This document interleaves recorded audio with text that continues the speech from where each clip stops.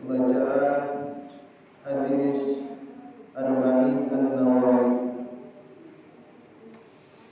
Kita sampai hadis yang ke-36. An Abi Hurairah, dari Abi Hurairah radhiyallahu anhu, An-Nabi sallallahu alaihi wasallam, dari Nabi sallallahu alaihi wasallam qala, Nabi bersabda, man nafasa an mu'minin kurbatan min kurabi dunya nafasallahu anhu kurbatan min kurabi yaumil qiyamah. Man barang siapa nafasa an mu'minin, melapangkan salah satu kesusahan, kurabin min kurabi dunia, satu urusan dunia, nafasallahu anhu kurbatan min kurabi yaumil qiyamah, maka Allah akan melapangkan darinya salah satu kesusahan di hari kiamat.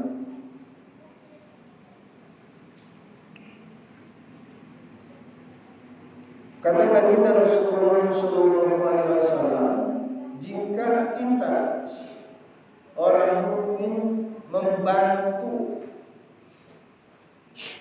menolong sesama muslim atas kesulitan-kesulitan dunia, kesusahan-kesusahan urusannya di dunia, maka Allah nanti akan memberikan kepada kita kemudahan, kelapangan urusan kita di akhirat. Ini luar biasa fadilahnya, saling menolong, saling membantu. Balasannya luar biasa. Jika ada saudara kita kesusahan, misalkan punya sakit, dia nggak mampu berobat, kita bantu, kita tolong. Atau ada masalah apa saja, urusan-urusan dunia, misalnya kita mau membantunya, menolongnya,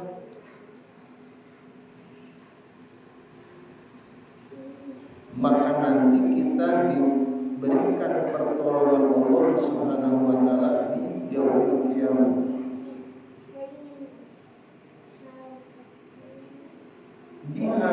Di akhirat kita butuh pertolongan, butuh perlindungan dari Allah Subhanahu wa taala. Karena kita nanti setelah wafat, setelah meninggal dunia, kemudian kita pindah ke alam barzakh, nanti begitu kiamat kita akan dibangkitkan. Yaumul ba'ts, manusia dari zaman Nabi Adam sampai akhir zaman itu akan serentak dibangkitkan oleh Allah Subhanahu wa taala. Itu kita dibangkitkan dalam keadaan cemas, butuh pertolongan. Di akhirat enggak lagi bapak nolongin anaknya, anak nolongin bapak, karena masing-masing cemas dengan urusan sendiri-sendiri. Itu baru yaumul ba'ts. Belum lagi di padang mahsyar ketika kita dikumpulkan. Itu jarak matahari 1 mil. 1 mil itu kan cuma sekilo lebih. Sekarang saja matahari, jarak matahari ke dunia itu jutaan kilometer. Kalau di dalam buku IPA sains itu kurang lebih 150 juta kilometer jarak bumi dengan matahari. Itu panas ya, kerasa panasnya. Nanti di padang mahsyar jaraknya kurang lebih hanya 1 mil. Sehingga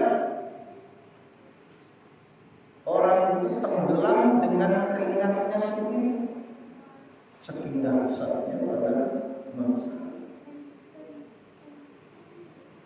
Ada orang yang tenggelam semata kaki, itu masih selamat, kita masih bisa. Kalau kita tenggelam cuma semata kaki kan masih lumayan lah, masih ada. Ada yang seruntuh masih bisa, enak masih bisa. Ada yang sedada.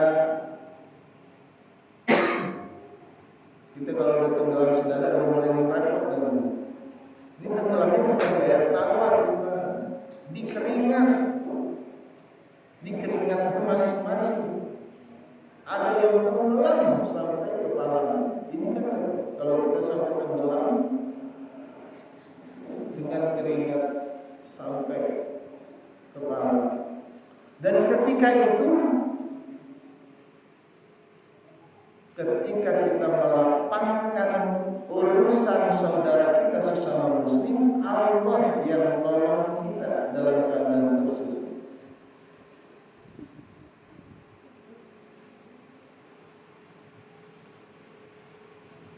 Belum lagi nanti setelah pada mahsyar lolos lewat di yaumul mizan. Di yaumul mizan ketika amal-amal kita ditimbang oleh Allah Subhanahu wa taala. Nah, ini timbangan kebaikan menolong sesama muslim, membantu sesama muslim yang kesusahan, timbangannya berat. Timbangan amalnya berat.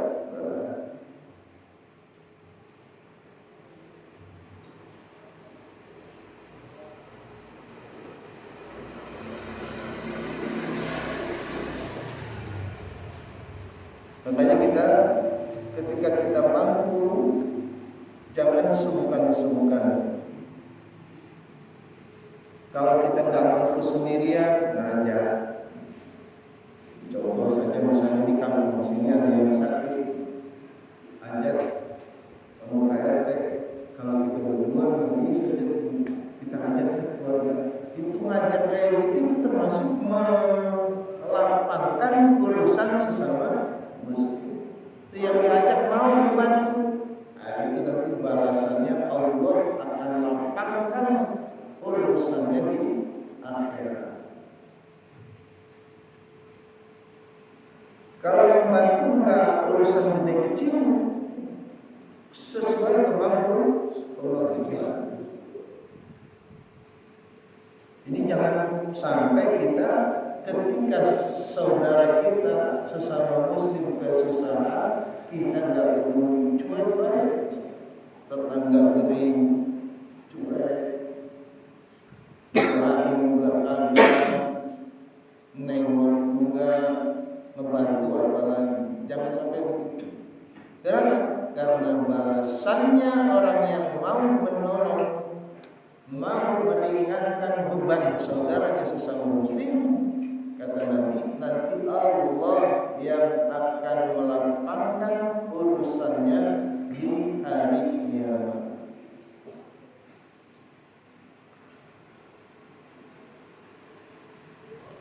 Wa man yassara, ini hampir sama. Wa man yassara ala muksirin yassarallahu alaihi fid dunya wal akhirah. Barang siapa yang memudahkan orang yang kesulitan, maka Allah akan memudahkannya di dunia dan akhirat. Kalau tadi nolong kesusahan, ini meringankan kesulitan. Ulama banyak yang menafsirkan kesulitan di sini maksudnya terlilit utang. Kalau ada orang yang terlilit utang, kita bantu meringankannya, bantu meringankan urusan utang, baik utang kepada kita atau utang kepada orang lain. Misalkan saya punya utang sama pegang-pegang 10 juta, susah saya mau bayar. Pegang-pegang tahu saya kesulitan untuk membayarnya. Diringankan, udah Ustaz 5 juta aja deh, anggap lunas, bayar 5 juta anggap lunas. Itu termasuk meringankan. meringankan seperti itu, maka Allah akan memudahkannya tidak hanya di akhirat tapi di dunia dan akhirat. Tambah berkah, di dunianya tambah berkah, di akhiratnya akan mendapatkan keringanan-keringanan dari Allah Subhanahu wa taala.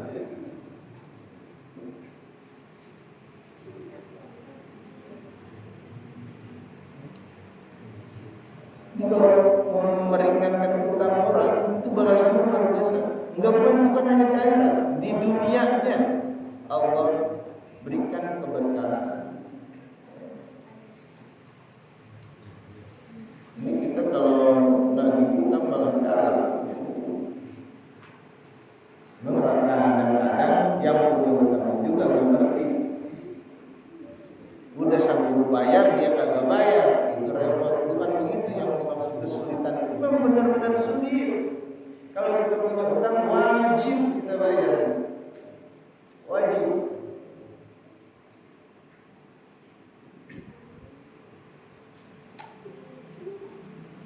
Wajib bayar utang, wajib.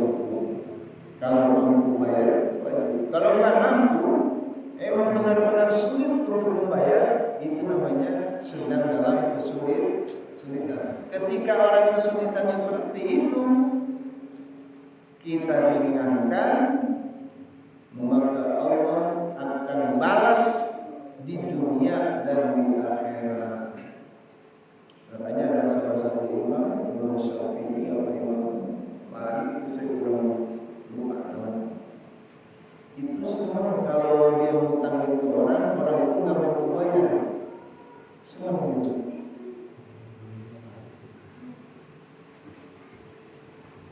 Resep kita berbeda kan ya. Pinjam lagi dikasih, nggak mau bayar dibebasin. Pinjam lagi nggak mau bayar bebasin. Kalau kita 2-3 kali udah bener itu lagi. Yang mana yang mau bayar kita makan begitu. Itu kalau kita bisa begitu bebasin. Catatannya orang yang mempunyai emang benar-benar tidak mampu.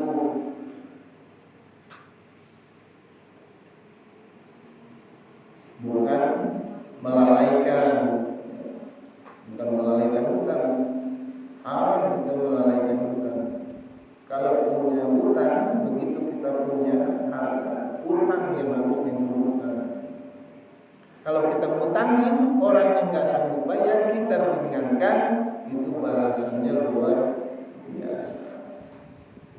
Baik hutang kepada kita atau ke orang lain.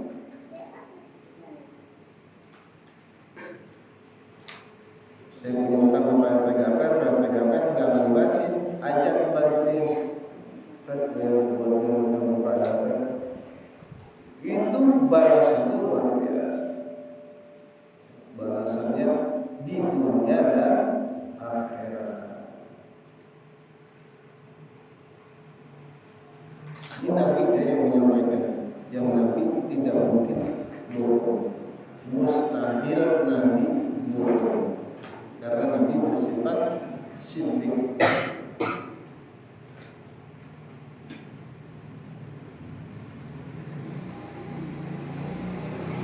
Kalau orang pejabat saya bohong, kalau Nabi pasti benar janjinya. Pejabat kadang-kadang saya bohong. Kalau gue jadi memiliki motor sampai sekarang mudah-mudahan jadi pejabat yang ada. Pejabat begitu, udah jadi belum Pak? Enggak semua. Ada yang begitu. Ada begitu mau nyalon jadi bantu. Bentar kok saya ganti nih motor saya. Emang saya motor jelek. Saya juga nggak marah. Cuma ternyata cuma ngomong kosong. Tapi Nabi, kalau Nabi sudah menyampaikan pasti mustahil. Orang yang bantu meringankan orang yang punya utang, hidupnya akan berkah, di akhirat mendapat balasan dari Allah Subhanahu wa taala berupa keringanan urusan akhirat. Urusan akhirat itu dahsyat teman-teman. Kalau di dunia kita kesulitan, paling berat mati. Paling tinggi itu resikonya kematian. Di akhirat kesulitan dahsyat yang enggak bisa ditolong kecuali dari Allah Subhanahu wa taala. Dan itu bekalnya ketika kita hidup di dunia. Di antaranya tadi satu, membantu orang yang kesusahan, yang kedua meringankan orang yang terlilit hutang.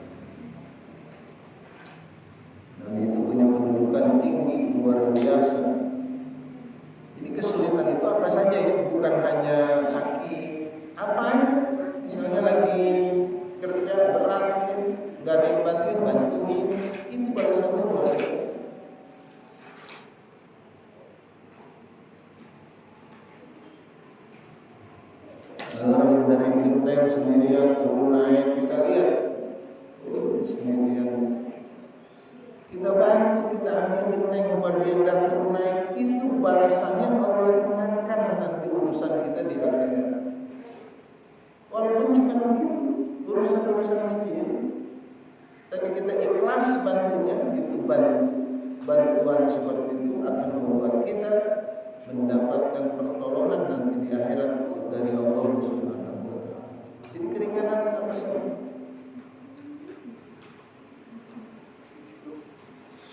Nanti ketika lihat seorang ibu tua, nenek-nenek bawa keluarga, keberatan itu. Nabi samperin, dia bantu, dia yang memanggul itu kayu bakar sampai ke rumah si nenek sambil ngomong. Itu nenek-nenek yang ditolong senang. Saking senangnya dia sampaikan ke ibu. Dia nggak tahu bahwa itu Nabi Muhammad SAW. Kata si nenek, Dek, bahasa kita mah begitu ya. Jangan dekati Muhammad. Muhammad itu pembohong. Muhammad itu pendusta. Kira-kira kalau begitu bantuin. Bawa nanti nenek-nenek berbawakan yang dibawakan, itu nenek-nenek kita jangan dapetin si pepeng ya. Dulu orangnya. Kira-kira gak akan tinggal bantuin. Lempar. Kurang ajar amat ini nenek. Mudah bantuin, malah mau dibuka. Nantinya terus oh iya. Ternyata itu nenek-nenek termasuk korban hoax kalau sekarang, korban berita bohong. Ya namanya dari musuh-musuh Islam, sehingga ngejelek-jelekin Nabi Muhammad. Sampai di rumahnya baru itu nanya nenek-nenek, nama adek siapa? Saya Muhammad bin Abdullah. Nangis dia. Ternyata apa yang diceritakan oleh orang-orang kafir Quraisy tentang Nabi Muhammad jauh daripada asli. Aslinya Nabi Muhammad penolong, penyayang.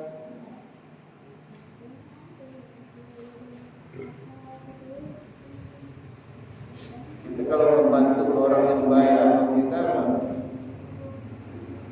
masih biasa. Ini membantu orang yang gendek sama kita itu susah.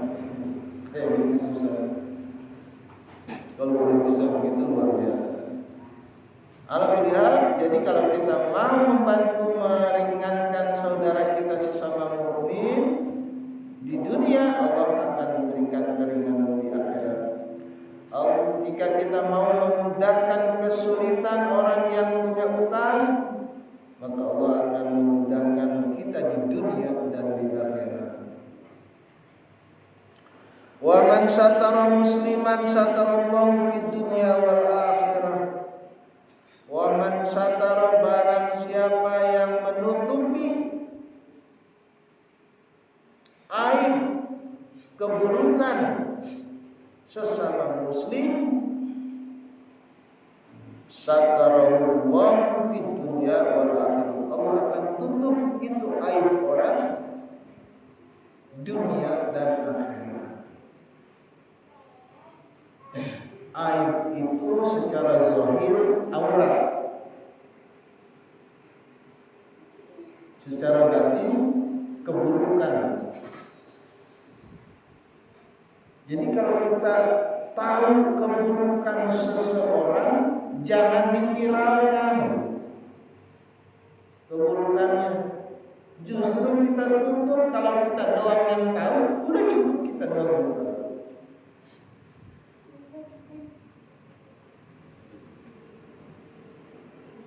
Ini udah viral.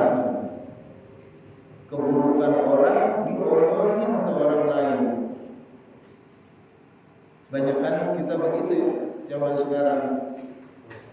Di medsos diumbar aib suaminya kan, bukan orang lain lagi. Dasar malu. Aib suaminya diumbar di medsos, bikin status. Punya suami kayak apa sih? Di status istri buka aib suami. Innalillah. Padahal kewajiban kita menutup aib.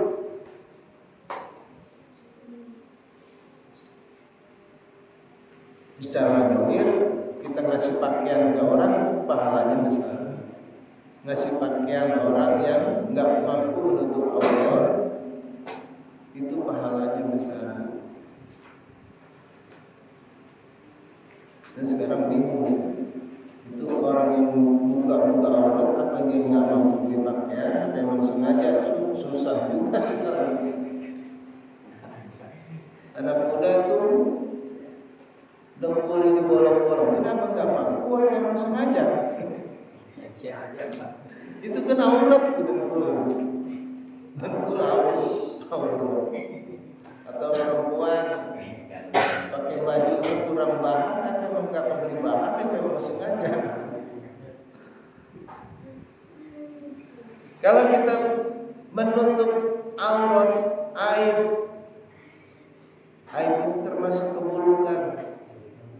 Jadi kalau ada keburukan seseorang, kita tutup. Kalau kita tahu, cukup kita yang tahu. Kadang-kadang gatal ya, Bang. Kita omongin keburukan si Ajat. Ya Allah, ini masih si Ajat ternyata lu jangan ngomong ya ke yang lain. Cukup kita berdua. Si Ajat ngomong ke yang lain. Karena si Roni ini si Ajat. Akhirnya kan bilang,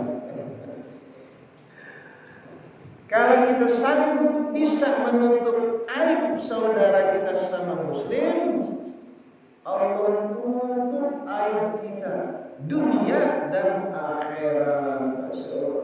Aib kita kalau dibuka di akhirat, masya Allah, dengan banyak begitu. Ini orang yang suka menutup aib saudaranya, aibnya di akhirat ditutup, artinya diampuni oleh Allah Subhanahu wa Ta'ala.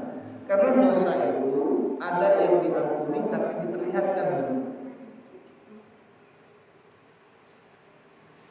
Misalnya kita punya dosa di dunia, menyolong ayam, nyolong ayam, itu kan aib. Di dunia nggak kebuka, nggak ada yang tahu. Nanti di akhirat diperlihatkan malu. Kalau kita udah taubat, dihapuskan, tapi masih diperlihatkan, tapi diampuni dosanya. Kita pengennya kan dia diampuni, dia ditutup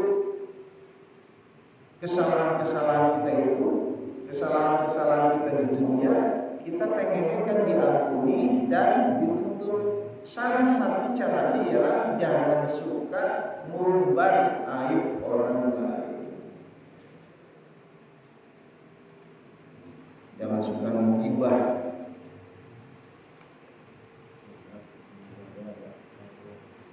Jangan suka mengubah. Gibah itu membuka aib. Susah memang, apalagi di zaman sekarang. Tapi itu balasannya luar biasa. Orang yang mampu menutup keburukan sesama muslim, menutup aib seorang muslim, maka Allah akan tutup aibnya di dunia dan Allah tutup aibnya di akhirat. Allahu a'lam. Sampai situ dulu ya.